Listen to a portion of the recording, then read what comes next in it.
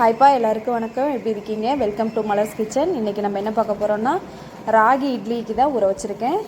2 cup ragi, 2 cup idli அரிசி சேர்த்து ஊற வச்சுருக்கோம். அதுக்கு 1 கப்பு உளுந்தம்பருப்பும் 1 ஸ்பூன் வெந்தயமும் ஊற வச்சு நல்லா 6 மணி நேரம் ஊற வச்சு எடுத்து வச்சுருக்கோம். இப்போ வந்து நம்ம அரைச்சிக்கலாம். இட்லிக்கு நம்ம எப்படி அரைக்கிறோமோ அதே மாதிரி 1 by 1 அரைச்சிக்கலாம். ஃபஸ்ட்டு உளுந்தம்பருப்பு போட்டுக்கலாம். போட்டு நல்லா மைய அரைச்சி எடுத்துக்கிட்டு அப்புறமா நம்ம இட்லி அரிசி மாதிரி போடுற மாதிரியே ராகியை போட்டுக்கலாம்.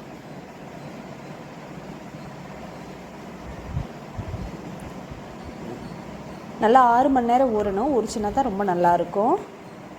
நல்ல மாவும் நல்லா சட்டுனா மையம். ராகி வந்துட்டு பாருங்கள், நல்லா உளுந்த பருப்பை வந்து அரைச்சி எடுத்துட்டேன் மாவு. அடுத்து ராகியும் அரிசியும் சேர்த்து தான் ஊற வச்சுருக்கேன். போட்டு அரைச்சிட்டு நல்லா இட்லிக்கு என்ன பக்குவத்தில் இருக்குமோ அதே பக்குவத்தில் அரைச்சி எடுத்துக்கலாம். இட்லிக்கு தோசைக்கு ரெண்டுக்குமே ரொம்ப சூப்பராக இருக்கும். தக்காளி குருமாவுக்கு வந்துட்டு கருவேப்பிலை, வெங்காயம், ஒரு அரை சைஸ் வந்துட்டு உருளைக்கிழங்கு, ஒரு 4 பச்சை மிளகாய், தக்காளி 3 எல்லாத்தையும் ஒட்டுக்கா சேர்த்துடலாம்.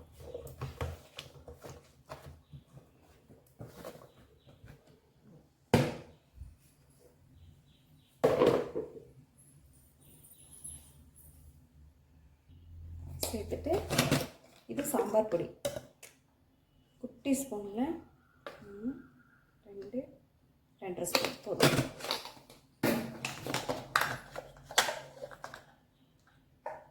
மஞ்சள் பொடி,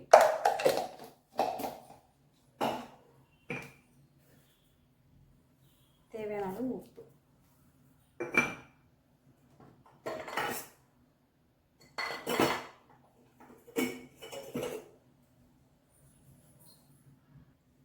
உப்பு சேர்த்துட்டோம். கொஞ்சமாக எண்ணெய் விட்டுக்கலாம்.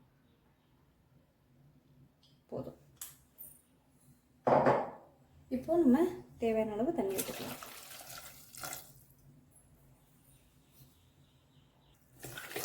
நல்லா கலந்து விட்டுக்கலாம். இன்னும் கூட கொஞ்சம் தண்ணி விட்டுக்கலாம்.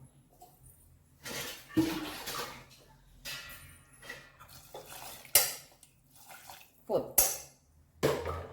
எடுத்து நம்ம அப்படியே கொஞ்சம் பெருங்காய பொடி போட்டுக்கலாம். கொஞ்சமாக பெருங்காயத்தூள் போட்டுட்டு நம்ம குக்கரை க்ளோஸ் பண்ணிட்டு ஸ்டவ்வில் வச்சிடலாம்.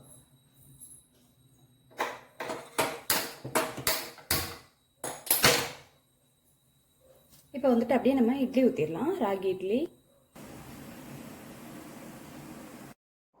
பாருங்கள், இட்லி வெந்துருச்சான்னு பார்க்கலாம். நல்லா ஆவி வருது, நல்லா மணமாக இருக்குது. அந்த ராகியோட மனம் அவ்வளோ சூப்பராக இருக்குது. இட்லி வெந்துருச்சு.